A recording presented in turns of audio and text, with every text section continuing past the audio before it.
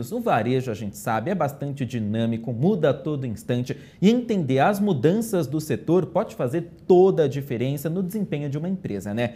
E justamente de olho nesse cenário, Júlio Takano e Ronald Knossig criaram a Varejo 180, que tem como objetivo trazer uma visão inovadora e disruptiva sobre o mercado de consumo e varejo. Bom, para falar mais sobre essa experiência, nós vamos conversar com o CEO e fundador da Varejo 180, Ronald Knossig.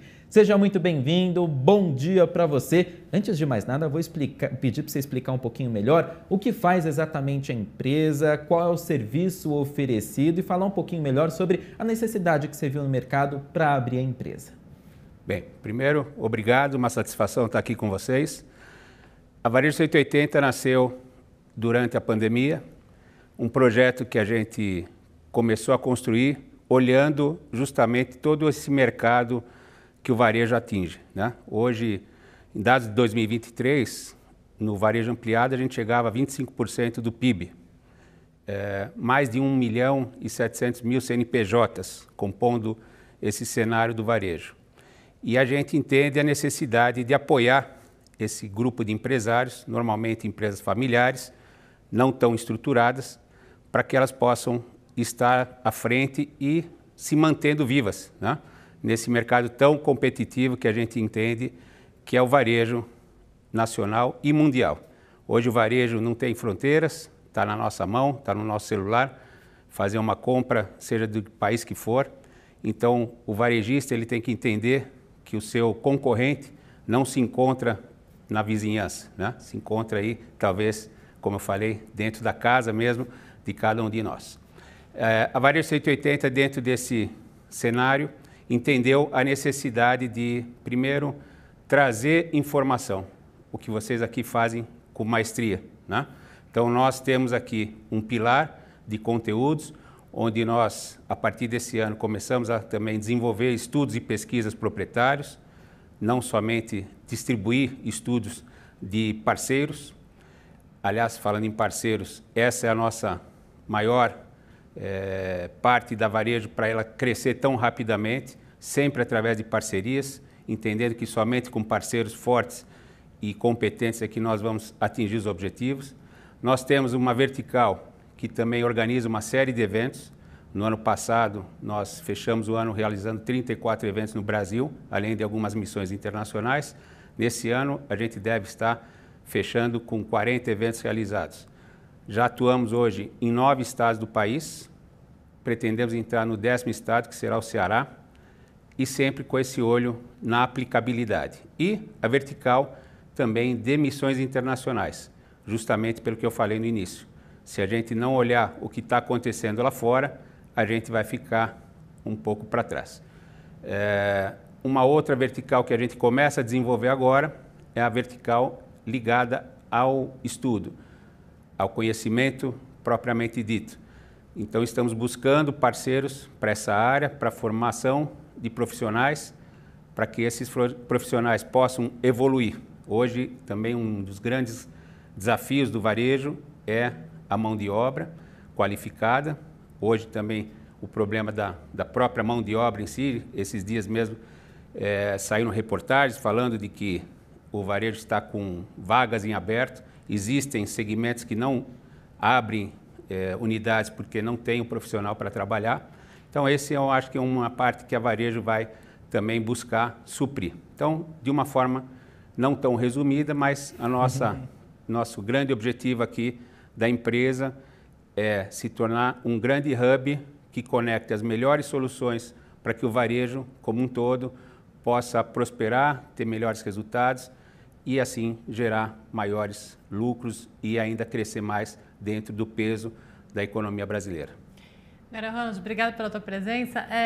Você comentou dois momentos, inclusive, da tua fala, a importância de entender que o varejo está competindo com o mundo, né? Que não é só o que está ali próximo, mas que tem esse olhar internacional.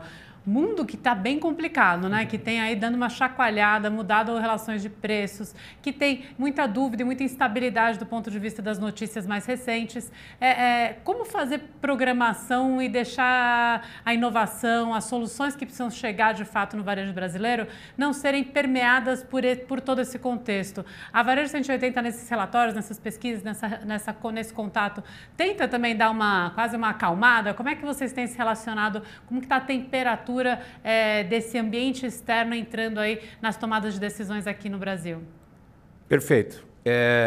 Primeira coisa que a gente coloca para o varejista é trabalhar o básico bem feito, né? A gente sente, às vezes, preocupações sobre temas que não deixam de ser relevantes, mas que ele não faz o básico bem feito. Sem o básico bem feito, ele não vai conseguir se manter.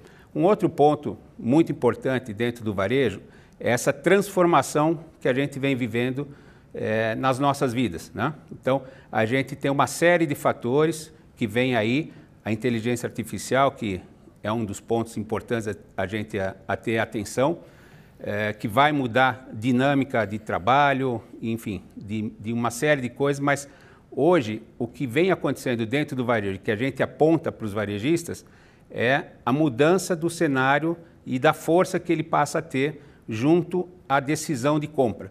Porque nós estamos dentro do varejo, quando a gente vai fazer a compra, não é simplesmente aquele anúncio do lado de fora que vai resolver.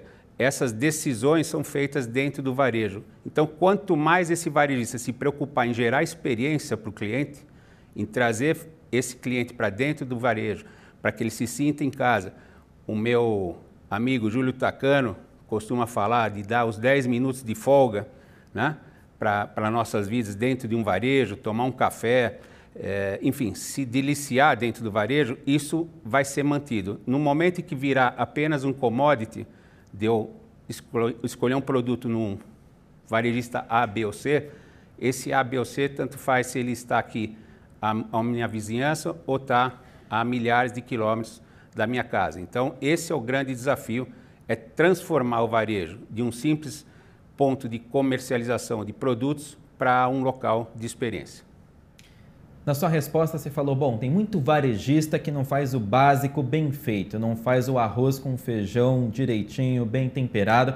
Queria te perguntar, então, em que consiste? Quais são os principais pilares, ingredientes para você fazer bem feito esse básico?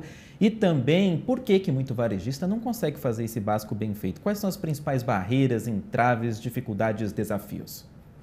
Bem, vamos lá.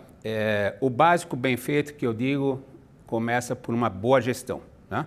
Então, a gente tem alguns empresários que não entram tão bem preparados, apesar de termos aqui no Brasil várias entidades, e eu posso citar aqui o Sebrae como um grande precursor e apoiador desses varejistas de menor porte em especial, mas muitos dos varejistas sequer fazem um inventário, sequer fazem um controle de estoque, sequer fazem um acompanhamento dos seus clientes, dos seus interesses. Hoje, de novo, existem uma série de tecnologias que há pouco tempo eram mais proibitivas por conta do valor, né, de adesão, e que passam a ser muito mais simplificadas a adesão dessas tecnologias. Então, o que ele precisa fazer, como básico bem feito, é essa gestão de inventário, de controle de estoque, entender o seu consumidor, o que ele gosta, o que ele não gosta de consumir, trabalhar bem a questão do preço, evitar a ruptura, né? Então, esse é o básico bem feito. A outra parte do seu questionamento é o envolvimento justamente desse empresário nestas oportunidades que existem de participação em eventos, em missões internacionais. A Varejo 180, por exemplo, e não somos só nós, né? Existem outras empresas, outros players que organizam missões internacionais, mas a importância dessas visitas ao varejo internacional ou a feiras, ao congresso, existe um congresso em Nova York, que é o mais antigo do mundo, que se chama NRF Big Show, todos aqui no Brasil conhecem como NRF, que é National Retail Federation, é um evento espetacular e que o varejista ele precisa investir, né? Como nós investimos em outros segmentos, em estudos, o médico tem que estar toda hora estudando para estar se aprimorando, o varejista da mesma forma. Ele tem que se aprimorar, não é simplesmente aquela questão do feeling, né? O feeling que antigamente era uma coisa muito boa, não deixa de ser ainda, mas hoje você tem dados. A partir do momento que você utilizar os dados, você vai ter um resultado muito mais forte. Então a Varejo 180 vem com essa intenção de mostrar para esse público, para esses varejistas, as melhores soluções e que elas estão prontas para eles terem aí dentro dos negócios deles e aí sim vão se manter e vão ampliar os seus negócios. Ronald Nossig, CEO e fundador da Varejo 180, muito obrigado pela participação aqui no Agora, viu? Eu que agradeço. Até uma próxima. Até uma próxima.